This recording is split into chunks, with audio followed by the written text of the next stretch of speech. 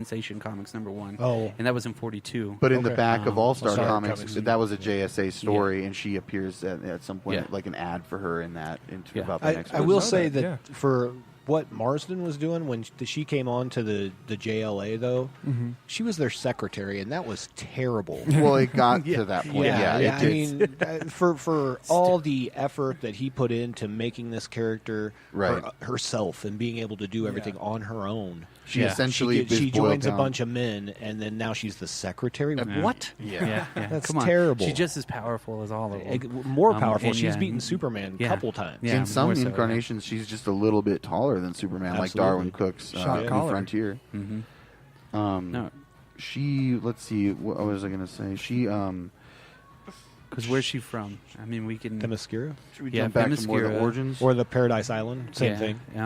Hippolyta was her mom, molded her from clay, technically, But but they changed that. Yeah. So that's been changed pretty recently, but that's the original one. She molded Yeah. her from clay, and then these gods all gave her powers as a gift, basically. The more recently, Zeus is now her father. Yeah, she's more like a god. Like a demigod. Demigod, yeah. Which I like some of her later incarnations because she's just so super powerful. I think the later stuff, what I think really drove... so I've been reading some Wonder Woman just to kind of beef up for this because, to be fair, I haven't read a lot of Wonder Woman. Exactly. I've seen her obviously in the JLA stuff, even the cartoons, things like that. Sure, yeah, she was represented well in the animated series, Absolutely. the Justice League animated series, and even in some of the animated movies. Yeah, she has her own animated movie, which was good. It was good, and it was an early one. It was one of the first ones. Yeah. But I think what really kind of caught my eye was when they started making her villains more compelling. Cheetah is like one of her big villains. I mean, probably her biggest villain. That's her biggest one. And really, it was a lady dressed up in a cheetah outfit. But now that's not the case. Now she is actually can change into this cheetah thing. Like there's an actual story behind it, and it's a little more compelling. And I think that most characters are, to me, anyways. They are really what their villains are. Yep. If you have terrible villains, you're probably a terrible character. You know what I mean? Or at least not developed well. Yeah, and her development over the years has been really, really good. It's gotten much better. Yeah. And some of the stuff that's not canon with her is really good as well. Yeah. Like Grant Morrison's Earth 1. I mean, like the Earth 1 stories. They do, like Jeff Johns and Gary Frank did Batman Earth 1, Volume 1 and Volume 2. Straczynski, I think, and someone else did the Superman. Those were the first ones, Superman Earth 1, Volume 1, 2, and 3.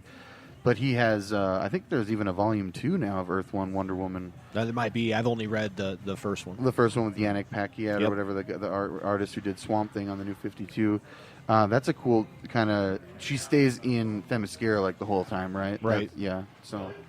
That's not, to your point, that's not like a canon story in the mainstream, but it is a self-contained sort of origin story. If tell me a little bit about that.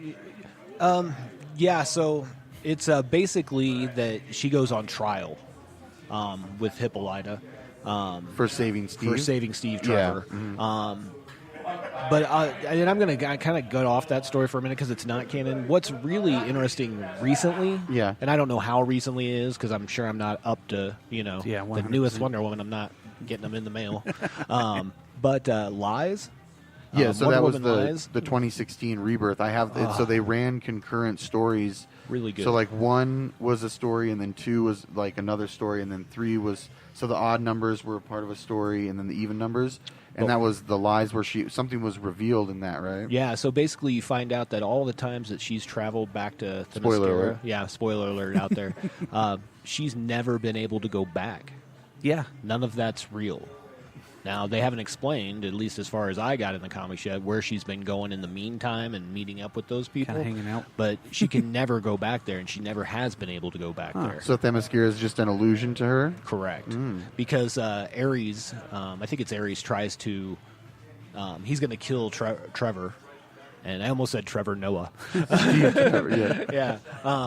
But, wow. Trevor. But... he's gonna, and then she's like, "Well, he's just trying to get back there. He wants to get back to." Yeah. And he reads her mind, and she doesn't know where it's at because she's never been back. Huh. Dang.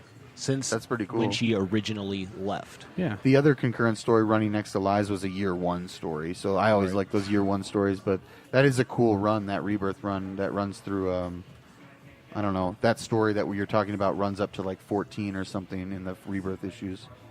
Yeah. Oh, my favorite iteration is the Kingdom Come. Oh, of course. Because she's pretty violent in that, Well, yeah, she's more of the warrior. Absolutely. And the Flashpoint version? Flashpoint version was good. Is really cool. That's where she basically is taking over the UK at that point. Well, Aquaman and her kind of have a thing, and she cuts off Mara's head, kills her, and they're at war with each other because they basically love each other, but don't love each other anymore. I can't remember why. She went too far. She went too cut far. Off Mara's head. Yeah, and Aquaman's like, no. So she has like half the world, like the UK, taken over, and she's like basically a warrior, bad. Yeah, she straight up kills. Yeah, bad melon farmer. Steve Trevor. Yeah, he's like part of the resistance, and he comes into the picture, and she uses her rope and her lasso, and cracks cracks his neck. Yeah, her basic weapons too is she's had the bracelets, right? Now those bracelets. Let's talk about that real quick. The bracelets of submission. Yeah, they're really cool because she can block. Bullets and whatnot. But really, the real story behind those is that actually dampens her powers. So she doesn't break. So she doesn't kill everybody. Oh, because she's so powerful. Because she's so powerful, so it's really got to bring her down a little bit so that she can interact with other folk. I watched the DC showcase last night, Wonder Woman. Oh yeah, and was a pretty good one. It was pretty violent. For a DC animated movie, there was a lot of blood. There was a lot of killing, sure. and they did bind Ares with some bracelets from from Zeus, and the whole time he was basically trying to get those off. So it was actually a pretty decent one. They really they kind of went into her origin where she had a contest to take Steve back, and then somehow she wins, that's the origin. That's the real origin. Yeah, Hippolyta. We're talking about the 2009 movie. Yeah. The animated one, and she finds out that it's her, and she's like, "Okay, you can go. See ya." Yeah, and they kind of they show it, and I mean the Ares parts are pretty good, and they lead into that mythos.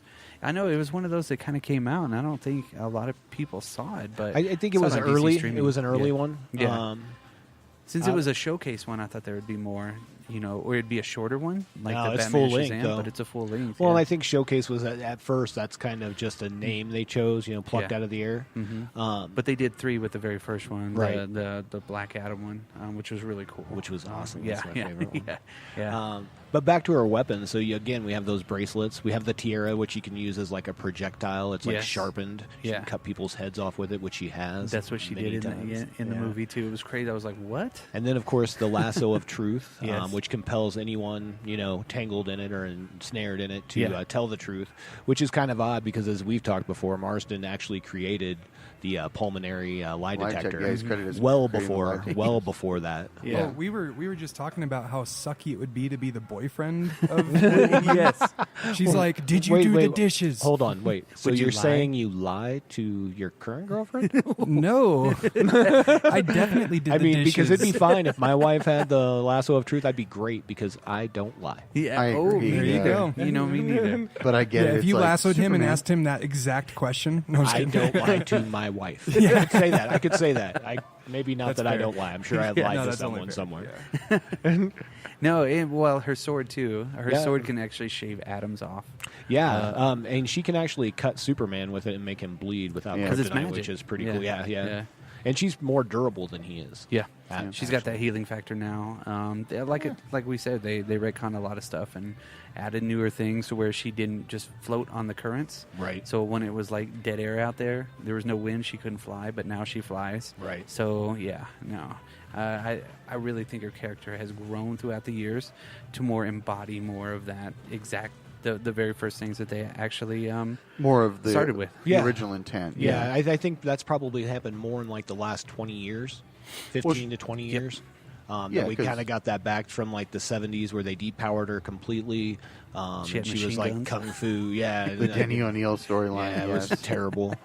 In my opinion, I don't think it was necessary. I think a lot of people were women, especially. Probably, I don't think were happy at that time. Well, I think that there's a lot of people that lambasted it. I could kind of see the direction maybe he thought he was going. Where if I depower her and she's still a hero, that speaks to her spirit and her will. I understand where he was coming from, but at the same time, total misfire. Missed his audience, missed the whole thing. Well, now there's such a resurgence because of the movie that's actually on right now.